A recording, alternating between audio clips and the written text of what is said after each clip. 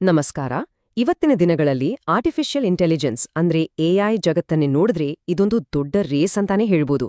Google, open ಎಐನಂತಹ ದೊಡ್ಡ ಕಂಪನಿಗಳು ಆಗಾಗ ಹೊಸ ಹೊಸ ಟೂಲ್ಗಳನ್ನ ರಿಲೀಸ್ ಮಾಡ್ತಾನೇ ಇವೆ. ಸರಿ, ಬನ್ನಿ ಇದ್ರ ಬಗ್ಗೆ ಇನ್ನಷ್ಟು ನೋಡೋಣ. ಮೊದಲೆಲ್ಲ ಯಾರು ಎಲ್ಲರಿಗಿಂತ ಬುದ್ಧಿವಂತ ಎಐ ಮಾಡೆಲ್ ಅಂದ್ರೆ ಜೆಮಿನೈ ತರಹದ ಮಾಡೆಲ್ಗಳನ್ನ ಮಾಡ್ತಾರೆ ಅನ್ನೋದೇ ದೊಡ್ಡ ವಿಷಯವಾಗಿತ್ತು. ಆದ್ರೆ ಈಗ ಆಟನೇ ಬದಲಾಗಿದೆ. ಈ ಸ್ಪರ್ಧೆ ಕೇವಲ ಒಂದೇ ಒಂದು ಮಾಡೆಲ್ ಸೃಷ್ಟಿಸೋದಕ್ಕಿಂತ ತುಂಬಾನೇ ದೊಡ್ಡದಾಗಿದೆ. ಹಾಗಿದ್ರೆ ಈ ಎಲ್ಲದರ ಅರ್ಥ ಏನು? ನೋಡಿ, ಗೂಗಲ್ ಕೇವಲ ಒಂದೇ ಒಂದು ಎಐ ಮಾಡೆಲ್ ಮೇಲೆ ಫೋಕಸ್ ಮಾಡ್ತಿಲ್ಲ, ಬದ್ಲಿಗೆ ಒಂದು ಸಂಪೂರ್ಣ ಎಐ ಪರಿಸರ ವ್ಯವಸ್ಥೆಯನ್ನೇ ನಿರ್ಮಿಸ್ತಿದೆ. ಅಂದ್ರೆ ಡೆವಲಪರ್ಗಳು, ಕ್ರಿಯೇಟರ್ಗಳು ಮತ್ತು ಬಿಸ್ನೆಸ್ಗಳಿಗೆ ಬೇಕಾದ ಎಲ್ಲಾ ಸಾಧನಗಳನ್ನ ಒಂದೇ ಕಡೆ ತಂದ್ಕೊಡೋದು. ಇವತ್ತು ನಾವು ಇದನ್ನೇ ವಿವರವಾಗಿ ಅರ್ಥ ಮಾಡ್ಕೊಳ್ಳೋಣ. ಹಾಗಿದ್ರೆ ಮೊದಲು ಡೆವಲಪರ್ಗಳಿಗಾಗಿ ಇರುವ ಬೇಸಿಕ್ ಟೂಲ್ಗಳ ಬಗ್ಗೆ ಮಾತಾಡೋಣ. ಇವುಗಳು ಈ ಇಡೀ ಇಕೋಸಿಸ್ಟಮ್ನ ಅಡಿಪಾಯ ಇದ್ದ ಹಾಗೆ. ಮೊದಲನೆಯದಾಗಿ ಗೂಗಲ್ ಎಐ ಸ್ಟುಡಿಯೋ. ಇದನ್ನೊಂದು ರೀತಿ ಒಂದು ಆಟದ ಮೈದಾನ ಅಂತ ಅನ್ಕೋಬಹುದು. ಇಲ್ಲಿ ಡೆವಲಪರ್ಗಳು ತಮ್ಮ ಎಐ ಐಡಿಯಾಗಳನ್ನ ಯಾವುದೇ ಕಾಂಪ್ಲೆಕ್ಸ್ ಸೆಟಪ್ ಇಲ್ಲದೆ ತುಂಬಾನೇ ವೇಗವಾಗಿ ಟೆಸ್ಟ್ ಮಾಡಿ ನೋಡಬಹುದು. ಎಐ ಸ್ಟುಡಿಯೋದಲ್ಲಿ ಪ್ರಾಂಪ್ಟ್ಗಳು ಹೇಗೆ ಕೆಲಸ ಮಾಡುತ್ತೆ ಅಂತ ಟೆಸ್ಟ್ ಮಾಡಬಹುದು, ಸಿಂಪಲ್ ಚಾಟ್ಬೋಟ್ಗಳನ್ನ ಕಟ್ಟಬಹುದು ಮತ್ತು ಹೊಸ ಎಐ ಟೂಲ್ಸ್ಗಳನ್ನ ಕ್ರಿಯೇಟ್ ಮಾಡೋಕೆ ಪ್ರಯೋಗಗಳನ್ನ ನಡೆಸಬಹುದು. ಇದು ಮೂಲತಃ ಹೊಸ ಐಡಿಯಾಗಳನ್ನ ಟೆಸ್ಟ್ ಮಾಡೋಕೆ ಇರೋ ಒಂದು ಪ್ಲಾಟ್ಫಾರ್ಮ್. ಸರಿ, ಹಾಗಿದ್ರೆ ಪ್ರಯೋಗ ಮಾಡೋದಕ್ಕೂ ಒಂದು ಪೂರ್ತಿ ಆಪ್ ಕಟ್ಟೋದಕ್ಕೂ ಏನ್ ವ್ಯತ್ಯಾಸ? ಇಲ್ಲೇ ನೋಡಿ, ಫೈರ್ಬೇಸ್ ಸ್ಟುಡಿಯೋ ಬರೋದು. ಎಐ ಸ್ಟುಡಿಯೋ ಒಂದು ಐಡಿಯಾವನ್ನ ಟೆಸ್ಟ್ ಮಾಡಕ್ಕಿರೋ ಸ್ಕೆಚ್ ಬುಕ್ ಇದ್ದ ಹಾಗೆ. ಆದ್ರೆ ಫೈರ್ಬೇಸ್ ಸ್ಟುಡಿಯೋ ಇದೆಯಲ್ಲ, ಅದು ಆ ಐಡಿಯಾವನ್ನ ಒಂದು ಕಂಪ್ಲೀಟ್ ರಿಯಲ್ ಆಪ್ ಆಗಿ ಬದಲಾಯಿಸೋ ಕ್ಯಾನ್ವಾಸ್. ಫೈರ್ಬೇಸ್ ಅಂದ್ರೆ ಡೆವಲಪರ್ಗಳಿಗೆ ಅದಾಗ್ಲೇ ಗೊತ್ತಿರುತ್ತೆ, ಆಪ್ ಬಿಲ್ಡ್ ಮಾಡೋಕೆ ಇದೊಂದು ಪವರ್ಫುಲ್ ಪ್ಲಾಟ್ಫಾರ್ಮ್. ಈಗ ಅವರಲ್ಲೇ ನೇರವಾಗಿ ಜೆಮಿನಿ ಎಐ ಸೇರಿಸಿರೋದ್ರಿಂದ ಸ್ಟಾರ್ಟ್ಅಪ್ಗಳಿಗೆ, ಡೆವಲಪರ್ಸ್ಗಳಿಗೆ ಪವರ್ಫುಲ್ ಎಐ ಆಪ್ಗಳನ್ನ ಕಟ್ಟೋದು ತುಂಬಾನೇ ಸುಲಭ ಮತ್ತು ವೇಗ ಆಗತ್ತೆ. ಅಂದ್ರೆ ಒಂದು ಐಡಿಯಾ ಬಂದ ತಕ್ಷಣ ಅದನ್ನ ಕಾರ್ಯರೂಪಕ್ಕೆ ತರೋ ಸಮಯ ತುಂಬಾನೇ ಕಡಿಮೆ ಆಗುತ್ತೆ. ಸರಿ, ಇಲ್ಲಿಯವರೆಗೆ ಎಐ ಬಳಸಿ ಹೊಸದಾಗಿ ಏನಾದ್ರೂ ನಿರ್ಮಿಸೋ ಟೂಲ್ಸ್ ಬಗ್ಗೆ ನೋಡಿದ್ವಿ. ಈಗ ಕಥೆಯನ್ನ ಮುಂದಿನ ಹಂತಕ್ಕೆ ತಗೊಂಡು ಹೋಗೋಣ. ಕೇವಲ ನಿರ್ಮಿಸೋದು ಮಾತ್ರ ಅಲ್ಲ, ಎಐ ತಾನಾಗಿಯೇ ಕೆಲಸ ಮಾಡೋದ್ರ ಬಗ್ಗೆ ನೋಡೋಣ. ಒಂದು ಕ್ಷಣ ಯೋಚನೆ ಮಾಡಿ. ಎಐ ನಮ್ಮ ಪ್ರಶ್ನೆಗಳಿಗೆ ಉತ್ತರ ಕೊಡೋದಷ್ಟೇ ಅಲ್ಲ, ಬದಲಿಗೆ ನಮ್ಮ ಪರವಾಗಿ ಕೆಲಸಗಳನ್ನೇ ಮುಗಿಸ್ಕೊಟ್ರೆ ಹೇಗಿರುತ್ತೆ? ಇಲ್ಲಿವರೆಗೂ ಎಐ ಒಂದು ಅಸಿಸ್ಟೆಂಟ್ ಆಗಿತ್ತು, ಆದ್ರೆ ಮುಂದೆ ಅದೊಂದು ಏಜೆಂಟ್ ಆದ್ರೆ? ಇದೇ ನೋಡಿ ಪ್ರಾಜೆಕ್ಟ್ ಆಂಟಿಗ್ರಾವಿಟಿ ಅನ್ನೋ ಕಾನ್ಸೆಪ್ಟ್. ಇದು ಗೂಗಲ್ನ ಫ್ಯೂಚರ್ ವಿಷನ್.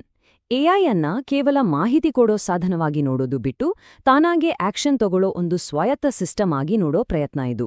ಉದಾಹರಣೆಗೆ, ಮೀಟಿಂಗ್ ನಿಗದಿಪಡಿಸೋದು ಮಾತ್ರವಲ್ಲ, ಅದಕ್ಕೆ ಸಂಬಂಧಪಟ್ಟ ಡಾಕ್ಯುಮೆಂಟ್ಗಳನ್ನ ಓದಿ ಒಂದು ಸಾರಾಂಶವನ್ನ ಸಿದ್ಧಪಡಿಸೋ ಕೆಲಸವನ್ನು ಅದೇ ಮಾಡ್ಬೋದು. ಈ ಸ್ವಾಯತ್ತತೆಗೆ ಒಂದು ಒಳ್ಳೆ ಉದಾಹರಣೆ ಅಂದ್ರೆ ಫ್ಲೋ ಎಐ. ಇದೊಂದು ಅದ್ಭುತ ಸಾಧನ. ಇದು ಹೇಗೆ ಕೆಲಸ ಮಾಡುತ್ತೆ ಅನ್ನೋದನ್ನ ಈ ಸ್ಲೈಡ್ನಲ್ಲಿರೋ ಸ್ಟೆಪ್ಸ್ ನೋಡಿ ಅರ್ಥ ಮಾಡ್ಕೋಬಹುದು.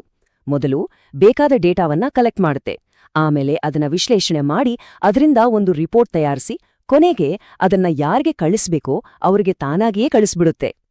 ಸೊ ಫ್ಲೋ ಎಐಯ ಮುಖ್ಯ ಉದ್ದೇಶವೇ ಇದು. ಬೇರೆ ಬೇರೆ ಎಐ ಟೂಲ್ಸ್ಗಳನ್ನ ಒಂದಕ್ಕೊಂದು ಕನೆಕ್ಟ್ ಮಾಡಿ ಮನುಷ್ಯರ ಸಹಾಯವೇ ಇಲ್ಲದೆ ಒಂದು ಪೂರ್ತಿ ಕೆಲಸವನ್ನ ಮುಗಿಸೋದು. ಇದು ಬಿಸ್ನೆಸ್ಗಳ ದಕ್ಷತೆಯನ್ನ ಎಷ್ಟೋ ಪಟ್ಟು ಜಾಸ್ತಿ ಮಾಡುತ್ತೆ. ಓಕೆ, ಬಿಲ್ಡಿಂಗ್ ಆಯ್ತು, ಆಟೋಮೇಷನ್ ಆಯ್ತು. ಈಗ ಈ ಇಕೋಸಿಸ್ಟಮ್ನ ಮೂರನೇ ಮತ್ತು ಅಷ್ಟೇ ಇಂಟ್ರೆಸ್ಟಿಂಗ್ ಆಗಿರೋ ಭಾಗಕ್ಕೆ ಹೋಗೋಣ. ಅದುವೇ ಕ್ರಿಯೇಟಿವಿಟಿಗೆ ಸಂಬಂಧಪಟ್ಟ ಟೂಲ್ಸ್. ವಿಸ್ಕ್ ಎಐ ಇದು ವಿಶೇಷವಾಗಿ ಕ್ರಿಯೇಟರ್ಸ್ಗಾಗಿಯೇ ಮಾಡಿರೋ ಒಂದು ಟೂಲ್. ಈ ಸ್ಲೈಡ್ನಲ್ಲಿರೋ ಪೈಪ್ಲೈನ್ ನೋಡಿ. ಒಂದು ಎಐ ಮಾಡೆಲ್ ಬಳಸಿ ಒಂದು ಚಿತ್ರವನ್ನ ಕ್ರಿಯೇಟ್ ಮಾಡೋದು, ಅದನ್ನ ಇನ್ನೊಂದು ಎಐ ಬಳಸಿ ಎಡಿಟ್ ಮಾಡೋದು, ಅದಕ್ಕೆ ಮೂರನೇ ಎಐ ಬಳಸಿ ಆನಿಮೇಷನ್ ಸೇರ್ಸೋದು. ಹೀಗೆ ಒಂದಾದ ಮೇಲೊಂದರಂತೆ ಕೆಲ್ಸಗಳನ್ನ ಒಂದೇ ಕಡೆ ಮಾಡ್ಬೋದು. ಇದ್ರಿಂದ ಆಗೋ ದೊಡ್ಡ ಲಾಭ ಅಂದ್ರೆ ಸಮಯ. ಡಿಸೈನರ್ಗಳು, ವಿಡಿಯೋ ಕ್ರಿಯೇಟರ್ಗಳು 10 ಹಲವು ಆಪ್ಗಳ ಮಧ್ಯೆ ಜಂಪ್ ಮಾಡೋ ಬದಲು ವಿಸ್ಕ್ ಎಐ ಒಂದರಲ್ಲೇ ತಮ್ಮ ಕೆಲ್ಸವನ್ನ ಫಟಾಫಟ್ ಅಂತ ಮುಗಿಸ್ಬೋದು. ಈಗ ಬರೋಣ ಪೊಮೆಲಿ ಎಐ ಕಡೆಗೆ. ಇದರ ಸ್ಪೆಷಾಲಿಟಿ ಏನು ಗೊತ್ತಾ? ಇದು ಬರೀ ಟೆಕ್ಸ್ಟ್ ಅಷ್ಟೇ ಅಲ್ಲ, ಚಿತ್ರಗಳು, ಡಾಕ್ಯುಮೆಂಟ್ಗಳು, ಟೇಬಲ್ಗಳು ಹೀಗೆ ಬೇರೆ ಬೇರೆ ತರದ ಇನ್ಪುಟ್ಗಳನ್ನ ಒಂದೇ ಸರಿ ಅರ್ಥ ಮಾಡ್ಕೊಳ್ಳಬಲ್ಲದು. ಇದನ್ನೇ ಮಲ್ಟಿಮೋಡಲ್ ಅಂತ ಕರೆಯೋದು. ಅಂದ್ರೆ ಒಂದು ಪುಸ್ತಕದಲ್ಲಿರೋ ಅಕ್ಷರಗಳನ್ನ ಓದೋದು ಮಾತ್ರವಲ್ಲ, ಅದರಲ್ಲಿರೋ ಚಿತ್ರಗಳನ್ನು ನೋಡಿ ಅರ್ಥ ಮಾಡ್ಕೊಳ್ಳೋ ಸಾಮರ್ಥ್ಯ ಇದ್ದಾಗೆ. ಪೊಮೆಲಿ ಎಐ ಈ ರೀತಿ ಹಲವು ಬಗೆಯ ಡೇಟಾವನ್ನ ಅರ್ಥ ಮಾಡ್ಕೊಳ್ಳೋದ್ರಿಂದ ಡೆವಲಪರ್ಗಳು ಇನ್ನಷ್ಟು ಸ್ಮಾರ್ಟ್ ಆಗಿರೋ ಎಐ ಅಪ್ಲಿಕೇಶನ್ಗಳನ್ನ ಕಟ್ಟಬಹುದು. ಉದಾಹರಣೆಗೆ ದೊಡ್ಡ ದೊಡ್ಡ ಕಾನೂನು ಡಾಕ್ಯುಮೆಂಟ್ಗಳನ್ನ ವಿಶ್ಲೇಷಣೆ ಮಾಡೋದು ಅಥವಾ ಕಾಂಪ್ಲೆಕ್ಸ್ ರಿಸರ್ಚ್ಗೆ ಹೆಲ್ಪ್ ಮಾಡೋದು, ಈ ತರದ ಪವರ್ಫುಲ್ ಟೂಲ್ಸ್ಗಳನ್ನ ಇದರಿಂದ ಮಾಡಬಹುದು. ಸರಿ, ಇಷ್ಟೆಲ್ಲ ಬೇರೆ ಬೇರೆ ಟೂಲ್ಸ್ ಬಗ್ಗೆ ನೋಡಿದ್ವಿ. ಇದನ್ನೆಲ್ಲ ಒಟ್ಟಿಗೆ ಸೇರಿಸಿ ನೋಡಿದಾಗ ನಮ್ಗೇನ್ ಗೊತ್ತಾಗುತ್ತೆ? ಇದರ ಹಿಂದಿರೋ ದೊಡ್ಡ ಚಿತ್ರಣವಾದ್ರೂ ಏನು? ನಾವು ಆರಂಭದಲ್ಲಿ ಮಾತಾಡಿದ ವಿಷಯಕ್ಕೆ ಮತ್ತೆ ಬರೋಣ. ಗೂಗಲ್ನ ಸ್ಟ್ರಾಟಜಿ ಕೇವಲ ಒಂದೇ ಒಂದು ಪವರ್ಫುಲ್ ಎಐ ಮಾಡೆಲ್ ಮಾಡೋದಲ್ಲ, ಬದಲಾಗಿ ಎಐ ಅನ್ನು ಬಳಸೋಕೆ, ಅದರಿಂದ ಏನಾದ್ರೂ ಕಟ್ಟೋಕೆ ಮತ್ತು ಅದನ್ನ ಆಟೋಮೇಟ್ ಮಾಡೋಕೆ ಬೇಕಾದ ಎಲ್ಲಾ ಟೂಲ್ಸ್ಗಳ ಒಂದು ಇಡೀ ಇಕೋಸಿಸ್ಟಮ್ ಅನ್ನೇ ಸೃಷ್ಟಿ ಮಾಡ್ತಿದೆ.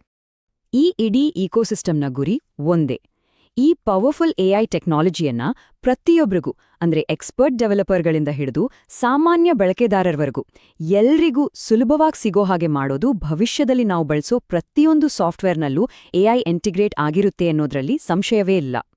ಕೊನೆಯದಾಗಿ ಒಂದು ಕುತೂಹಲಕಾರಿ ಪ್ರಶ್ನೆ. ನಾವು ಪ್ರತಿದಿನ ಬಳಸೋ ಪ್ರತಿಯೊಂದು ಆಪ್ನಲ್ಲೂ ತಾನಾಗಿಯೇ ಕೆಲಸ ಮಾಡುವ ಒಂದು ಸ್ಮಾರ್ಟ್ ಎಐ ಏಜೆಂಟ್ ಇದ್ರೆ, ಆ ತಂತ್ರಜ್ಞಾನವನ್ನ ಬಳಸಿ ಮೊದಲು ಯಾವ ಅದ್ಭುತವನ್ನ ಸೃಷ್ಟಿಸಬಹುದು? ನಿಜಕ್ಕೂ ಇದೊಂದು ಯೋಚನೆ ಮಾಡಬೇಕಾದ ವಿಷಯ ಅಲ್ವಾ? Thanks for watching. Like, share, subscribe.